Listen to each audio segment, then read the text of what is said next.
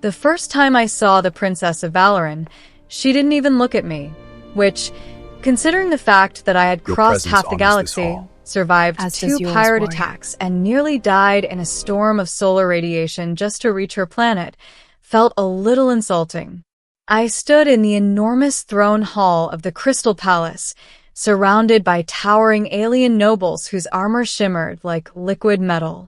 The walls glowed faintly blue, pulsing with living energy. Above us, the transparent dome revealed the violet sky of Valoran and its 3 moons drifting silently across the stars. And there she was, Princess Lyriel. She sat on the throne beside her mother, the queen, her posture elegant and composed. Her long silver hair flowed like starlight down her shoulders, and her eyes, glowing faintly gold, watched the court with quiet authority. But not once did those eyes land on me. Instead, she spoke with ambassadors, generals, and scholars, people of importance. I, apparently, was not one of them. A guard nudged my shoulder with the blunt end of a spear. "Human," he whispered in a deep, gravelly voice. "Speak when commanded." I nodded silently. Truthfully, I wasn't offended. I understood the situation. Humans were still new to the interstellar stage. To most alien civilizations, we were little more than curious newcomers from a primitive blue planet. Still, I had hoped the princess might show at least a little curiosity. After all, I hadn't come here by accident. And I hadn't come empty-handed. The royal chamberlain stepped forward and raised a glowing staff. "Next petitioner," he announced. "Human envoy for Mirth." A quiet murmur spread through the court. The princess still didn't look at me. "Great." I stepped forward anyway. "My name is Adrian Hale," I said calmly. "Independent explorer and envoy of Earth's outer coalition." The queen studied me with cold interest. "And why," she asked slowly, "does a human explorer request an audience with the royal house of Valoran?" Before I could answer, one of the nobles scoffed. "Perhaps he is lost." Laughter rippled through the court. I ignored it. "I came," I said, "to return something that belongs to your people." Now the princess glanced at me, just briefly. Then her attention drifted away again. The queen's voice sharpened. "Return what?" I reached into the inner pocket of my coat. Instantly, 3 royal guards raised their weapons. I raised my hands calmly. "Easy," I said. "If I wanted to attack your queen, I wouldn't have walked into the palace alone." Another ripple of quiet laughter. Slowly, carefully, I removed the object from my pocket. A small metallic disc, ancient, etched with strange alien runes. The moment it caught the light, the entire room went silent. The queen leaned forward. "Where," she whispered, "did you find that?" "Drifting near the ruins of the Orinth Belt," I replied.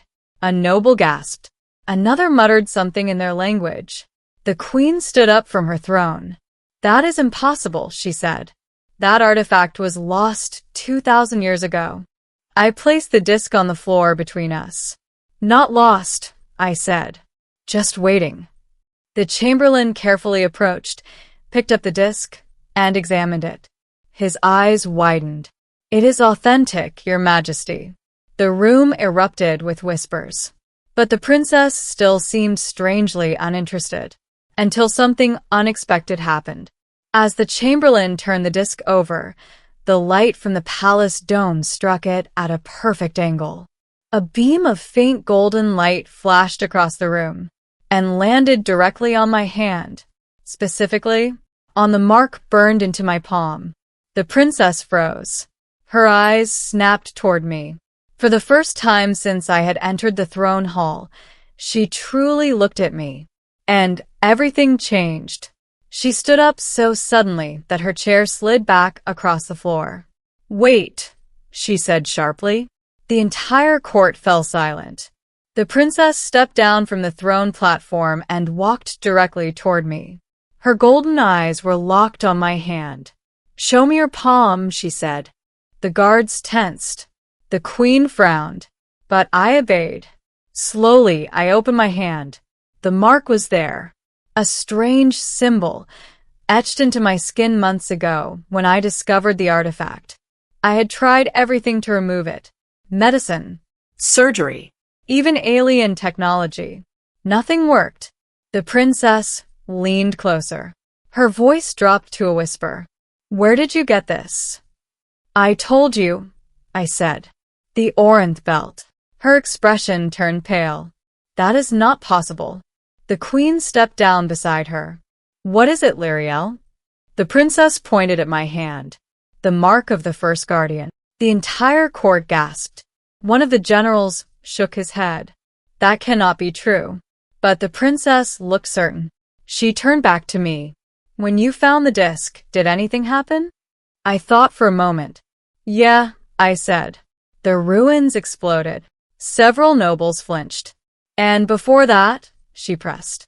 The artifact activated. There was light. A strange voice. The princess's breath caught. What did it say? I looked around the silent throne hall. Then I answered. It said, "The guardian has returned." The silence that followed felt heavier than gravity. The queen slowly turned to her daughter. Lyriel. The princess looked shaken. If the mark is real, she whispered, then the prophecy may also be real. Now everyone in the room looked nervous. I rubbed the back of my neck. Okay, I'm clearly missing something. The princess studied me carefully. Then she asked the question that changed everything. Human, did you come here intentionally? No, I said honestly. My ship's navigation system dragged me here after I found the artifact. Her eyes widened. Of course it did. The queen's voice turned cold. Explain.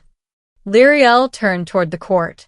According to ancient Valoran legend, the first guardian was chosen by the stars themselves. When the ancient artifact awakens, it seeks the one worthy to carry the mark. The chamberlain whispered nervously. You believe this human is the guardian? She looked at my hand again. I don't believe it, she said quietly. I know it. The court exploded with noise. Impossible. Blasphemy. A human? The queen raised her hand, and the room fell silent again. She turned to me slowly.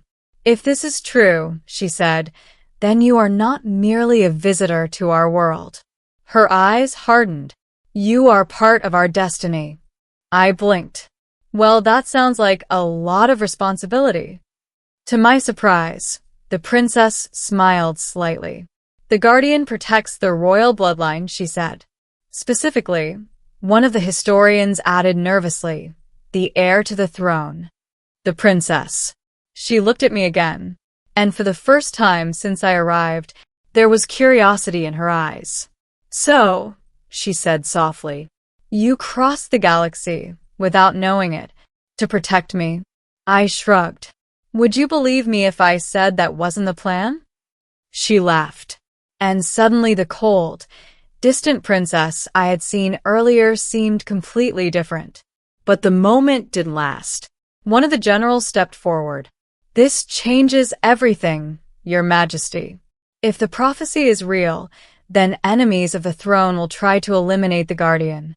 The queen's face darkened, meaning they will try to eliminate him. The general nodded. And the princess. The room grew tense again. Lyriel turned to me with a thoughtful expression. Well, Adrian Hale from Earth. She extended her hand. It seems we are going to be working together. I shook it. Looks like it. Then she added something that made the entire court stare in shock. You will remain in the palace as my personal protector. A noble nearly fainted. The queen looked surprised, but after a long pause, she nodded. So be it. The chamberlain struck his staff on the floor. By royal decree, the human Adrian Hale is hereby appointed guardian of the Princess of Valoran. I sighed. Well, I muttered. This is going to be interesting. The ending. Over the next few weeks, everything changed. At first, the court still treated me like an outsider, a curiosity, but the princess did not. Lyriel trained with me every morning in the palace arena. She asked endless questions about Earth, about humans, about how I survived alone in deep space. Slowly, the distance between us faded, and the more time we spent together, the more I realized something. The princess wasn't arrogant. She had ignored me that first day, for one simple reason. She had been taught her entire life to be cautious. Every royal heir in the galaxy had enemies. But the moment she saw the mark, everything changed. Because according to her people's oldest legends, the Guardian was more than a protector. The Guardian was someone the royal bloodline could trust completely. One evening, as the 3 moons rose above the crystal towers, Lyriel stood beside me on the palace balcony. "You know," she said quietly, "my ancestors believed the Guardian would appear during a time of great danger." "Sounds dramatic," I said. She looked out at the stars. "Our enemies are already moving." I followed her gaze. Warships blinked faintly on the edge of orbit. The first signs of a coming conflict. I sighed. So the easy life is over. Lyriel smiled slightly. "With you here?" She shook her head. "I think things are only just beginning." Then she looked at my hand again. "At the mark. You didn't come here by accident, Adrian." "Maybe not," I admitted. "But I stayed by choice." She studied my face for a moment. Then she said something quietly. "Good. Because the future of Valoran, and perhaps much more than that, was about to unfold. And whether I liked it or not, I had become part of the story written in the stars."